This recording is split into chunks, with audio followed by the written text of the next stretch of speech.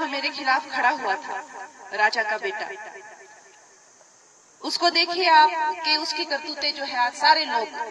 गड्ढों से परेशान, जहां भी मैं जाती हूँ मुझे कहते हैं सड़क बनवा दीजिए, सड़क बनवा दीजिए। अब हमारे उसमें जो काम होता है हम उससे बढ़ चढ़ के करेंगे, बात ऐसी नहीं है, लेकिन इनको भी तो कुछ करना पड़ेगा जो पीडब्ल्यूडी का मंत्रालय लेके बैठे हुए हैं, जो राज्य सरकार में मुख्यमंत्री बन के बैठे हुए हैं, बड़े बड़े मंत्रालय लेके बैठे हुए हैं। अगर हम कोई डिजास्टर फंड भी लेके आते हैं, किसी तरीके का फंड भी आता है, वो भी मुख्यमंत्री कोष में जाएगा, और वो वहां से कहां जाएगा ये हम सब जानते हैं। वो जाएगा सोनिया की सरकार के पास, सोनिया के राहत कोष में। तो ये सबको पता है कि जो भ्रष्टाचार की जो सरकार है, ये जो भी जिन जिन राज्यों में इनकी सरकार है वो बिल्कुल खोखले हो चुके हैं, वो राज्यों को इन लोगों ने लूट लिया है बिल्कुल। और कैसे लड़ रहे हैं ये इलेक्शन, कहां से ये इतना खर्चा कर रहे हैं, ये सब जानते हैं कि हिमाचल से जो लोन लिया गया और जो ऋण लिया गया है वो गया कहां डायरेक्टली। तो दोस्तों ये बहुत ही चिंताजनक स्थिति है हमारे लिए। अब यहाँ पे जिस तरह की स्थिति है, मान लीजिए अगर हमारी सरकार आती भी है अगली बार में, तो कितना हमारा ब्याज होगा, क्या हमारी हालत होगी। जैसे दीदी ने कहा कि कहाँ कहाँ पे कटोरा लेके जाएंगे, तो बहुत बड़ी गलती हम हिमाचली लोगों से हुई है, ये बात तो मानने वाली है। और जिस तरह से बीजेपी लगातार राहुल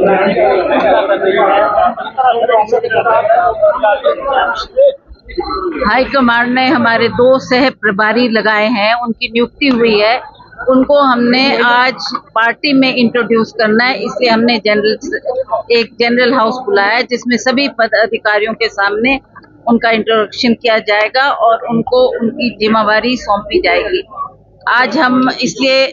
बहुत अरसे के बाद मिल रहे हैं क्योंकि कुछ वर्षा के कारण आना जाना संभव नहीं हो पा रहा था, इसलिए थोड़ा इसमें विलंब हुआ है। पर अब मौसम खुलने के बाद हमने ये पार्टी का संगठन की मीटिंग इसलिए रखी है कि हम सरकार के साथ मिलकर हम पार्टी को भी मजबूती देने की बात करेंगे और हमारे जो पदाधिकारी हैं उनको भी जिम्मेवारियां सौंपकर फील्ड में भेजकर, ताकि वो सक्रिय होकर पार्टी का काम करें। सरकार और संगठन में तालमेल सही है, ये आज से नहीं, शुरू से सही है। जब भी कोई कमी नजर आती है हम सरकार के मध्य ध्यान में लाते हैं और वो इसका संज्ञान लेते हैं और वो उस बात को मिलकर पार्टी और सरकार काम कर रही है। मुझे पूर्ण विश्वास है कि मुख्यमंत्री के ध्यानार्थ जब भी हमने कोई बात लाई है तो उन्होंने अपना सहयोग दिया है और हम मिलकर आने वाले वर्षों में कांग्रेस को और मजबूत करेंगे और कांग्रेस की गतिविधियों को लेकर जनता के दरबार में जाएंगे। कंगना रनौत कह रही हैं कि जो केंद्र से पैसा आ रहा है वो बिना तथ्य, बिना आधार के ये बातें लगाने, इस तरीके का आरोप लगाना बहुत दुर्भाग्यपूर्ण है। आप खुद समझ सकते हैं कि उसकी मानसिकता क्या होगी। सोच सकता है कोई कि जो दिल्ली सरकार पैसा दे रही है हिमाचल प्रदेश के लिए, पैसा वो सोनिया गांधी के खाते में जाएगा। बेमतलब की बातें इस तरीके से उछाली जा रही है, इससे आप खुद अंदाजा लगा सकते हैं कि उनकी मानसिकता क्या है और उनकी सोच क्या है। पार्टी पर निशाना साधा है कि सारा फंड जो है सोनिया जी के खाते में। देखिए, जो माननीय सांसद है मंडी से, वैसे तो वो हिमाचल आती नहीं है। आजकल उनकी फिल्म जो है वो सेंसर बोर्ड ने ब्लॉक कर दी है, तो शायद गमी में हिमाचल प्रदेश आई हैं और अपने घर में बैठी है, वहां से बेतुकी बयानबाजी कर रही हैं, जिसका कोई औचित्य नहीं है, जिसका कोई सिर पैर नहीं है। ये कहना कि केंद्र से जो सहयोग हिमाचल के लिए आ रहा है या जो हिमाचल प्रदेश सरकार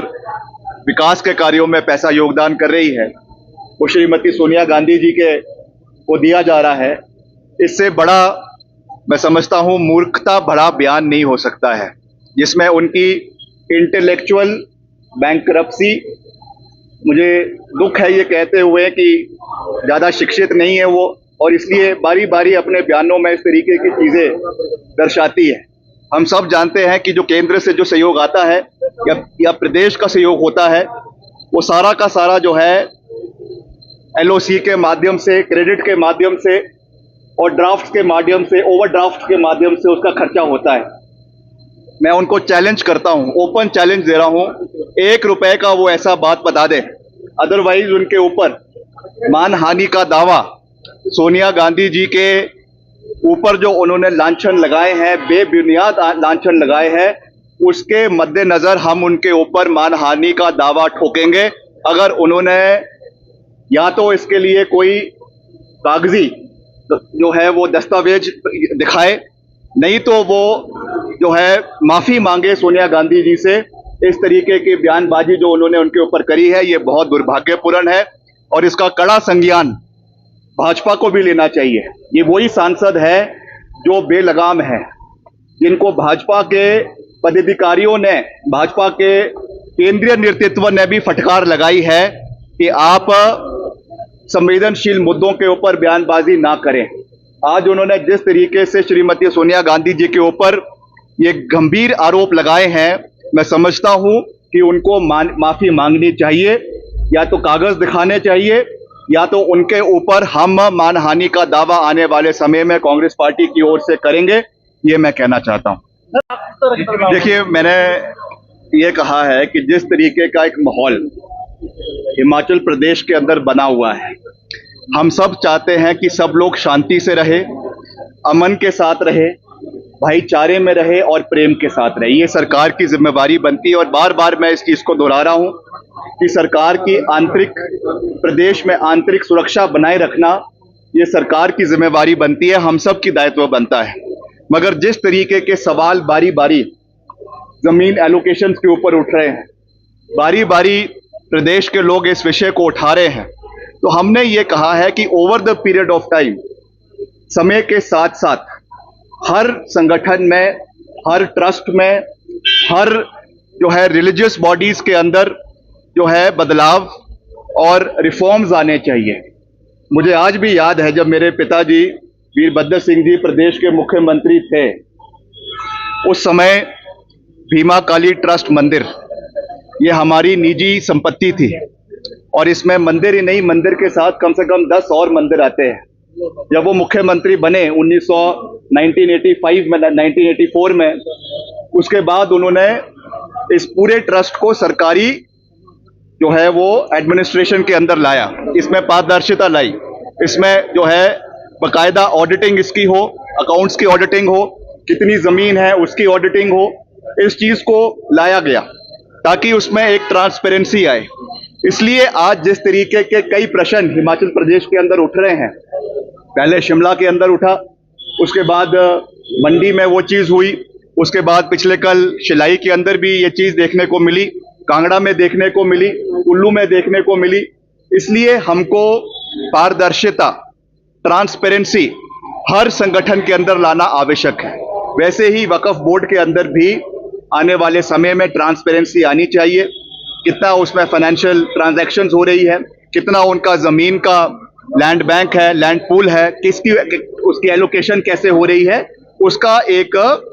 लोगों के बीच में वो आना चाहिए, ताकि जो एक अभी मिसट्रस्ट का माहौल बना हुआ है उसको ठीक किया जाए और सब भाईचारे में आपस में एक दूसरे के साथ जीवन व्यतीत करे। ये हमारा दायित्व बनता है और उस मंशा से मैंने ये बात की है कि समय के साथ तब्दीली होनी चाहिए और समय के साथ रिफॉर्म्स जो है, जिसको कहते हैं सुधारीकरण, समय के साथ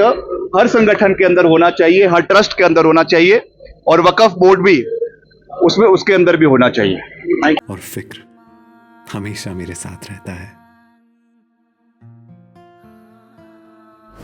भूषण ज्वेलर्स, अनमोल रिश्तों के लिए।